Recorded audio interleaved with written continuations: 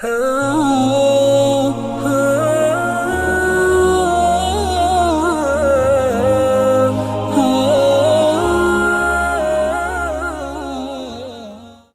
اللہ الرحمن الرحیم۔ محترم ناظرین، السلام علیکم ورحمۃ اللہ وبرکاتہ۔ آج کا ہمارا عنوان نہایت ہی اہم ہے اور ہر شخص کے لیے ہے، چاہے وہ مرد ہو یا عورت ہو، چاہے وہ بچہ ہو یا بوڑھا ہو، نوجوان ہو یا کوئی بھی ہو، ہر شخص اس عنوان کے بالواسطہ یا بلا واسطہ مخاطب ہیں، اور ہر ایک سے میں گزارش کرنا چاہتا ہوں کہ یہ مختصر سی ویڈیو آپ آخر تک سماعت فرمائیں۔ محترم ناظرین، آج ہم معاشرے پہ ایک سرسری نظر ڈالیں تو ہم کو معلوم ہوتا ہے کہ ہر شخص اپنے ماحول کو چھوڑ کر، اپنی ذاتی زندگی کو چھوڑ کر موبائل میں مصروف ہو گیا ہے، اور بظاہر دین کے ٹھیکیدار اور اپنے آپ کو دیندار سمجھنے والے یہاں وہاں سے کاپی پیسٹ کر کے اسلامک میسیجز دوسروں کو بھیج دیتے ہیں، گروپ میں ارسال کر دیتے ہیں، بیانات کے ویڈیوز بھیج دیتے ہیں، حدیث کا اسٹیٹس لگا لیتے ہیں اور یہ سمجھتے ہیں کہ ہم نے بہت بڑا دین کا کام کر دیا ہے۔ نوجوانوں کا ایک بڑا طبقہ رات بھر یہ موبائل فون لے کر مصروف رہتا ہے، دن بھر کھیلتے ہیں، اور کیا بڑے کیا چھوٹے، ہر ایک اپنے ماحول میں رہتے ہوئے اور اپنے خاندان میں رہتے ہوئے اپنے آپ کو تنہا محسوس کرتا ہے۔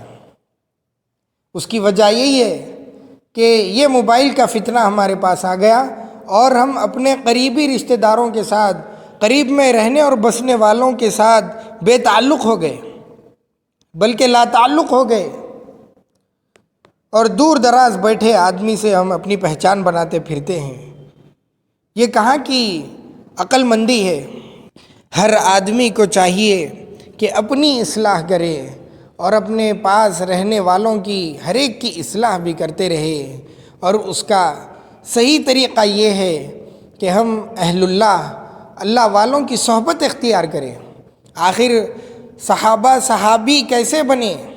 یہ نبی اکرم صلی اللہ علیہ وسلم کی صحبت کا اثر تھا۔ صحابہ نبی اکرم صلی اللہ علیہ وسلم کی صحبت سے فیض اٹھاتے رہے تو وہ صحابی کہلائے گئے۔ تو ہم کو بھی اپنے زمانے کے اہل اللہ سے صحبت اٹھانا ہے۔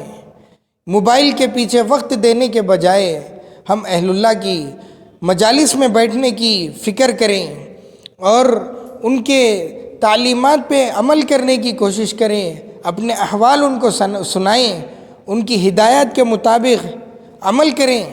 یہ اصل کام ہم کو کرنا چاہیے۔ اسے کوئی انکار نہیں ہے کہ انہی اہل اللہ کے واقعات آپ موبائل فون پر سنیں۔